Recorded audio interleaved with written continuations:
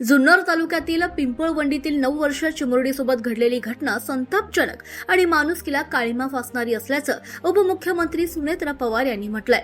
घटना घडल्याच्या दिवशीच पुणे ग्रामीण पोलीस अधीक्षकांनी दूरध्वनीवरून संपर्क साधून दोषी व्यक्तीवर कठोरातली कठोर कारवाई करण्याचे निर्देश दिल्याचं त्यांनी म्हटलं। महत्त्वाचं म्हणजे या प्रकरणात 15 दिवसांच्या आत आरोपपत्र दाखल करण्याच्या सूचना पोलीस अधीक्षकांना देण्यात आल्या।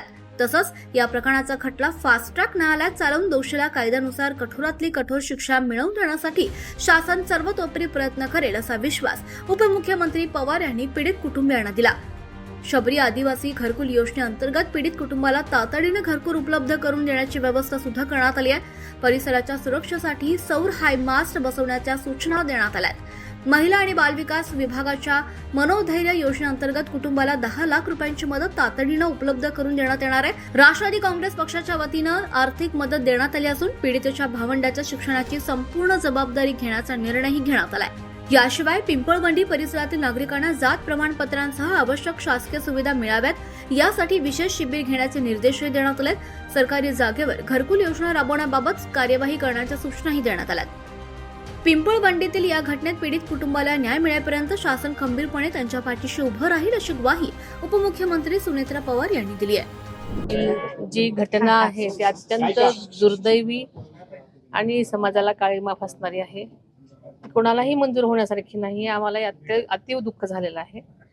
एक आई म्हणून मी त्या आई वडिलांच्या वेदना समजू शकते।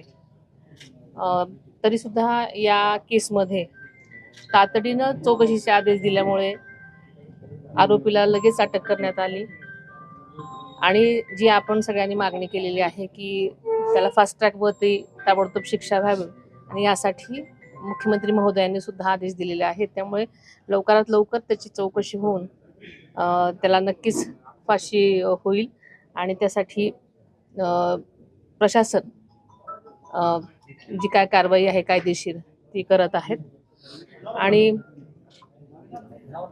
ज्या काही त्यांच्या मागण्या आहेत, ज्या की घरकुल योजनेमध्ये त्यांना घर हवं होतं त्यासाठी सुद्धा शबरी घरकुल योजनेमधून त्यांना त्यांच्या घरकुलाची व्यवस्था करण्याचे आदेश दिलेले आहेत।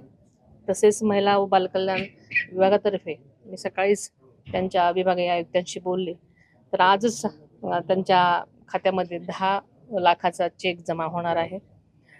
मनोधैर्य योजनेच्या अंतर्गत हायमास्टची त्यांनी मागणी केलेली आहे ते पण लवकरात लवकर उभं करण्यासाठी आम्ही तसे आदेश दिलेले आहेत।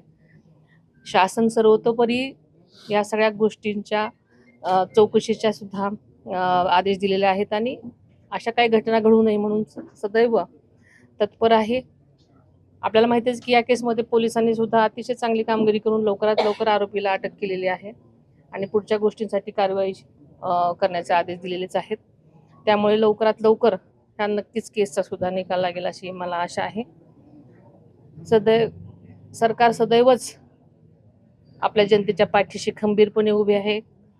कधीही कोणाला वाटत नाही की अशा घटना व्हाव्यात, पण अलीकडे वारंवार अशा घटना होत आहेत यासाठी सरकार तर सतर्क आहेच आहे, पण जनतेने सुद्धा अशा घटना घडू नये यासाठी सहकार्य करण्याची अत्यंत आवश्यकता आहे आणि ते आपण करावं अशी माझी सुद्धा ही स्वतःची इच्छा आहे।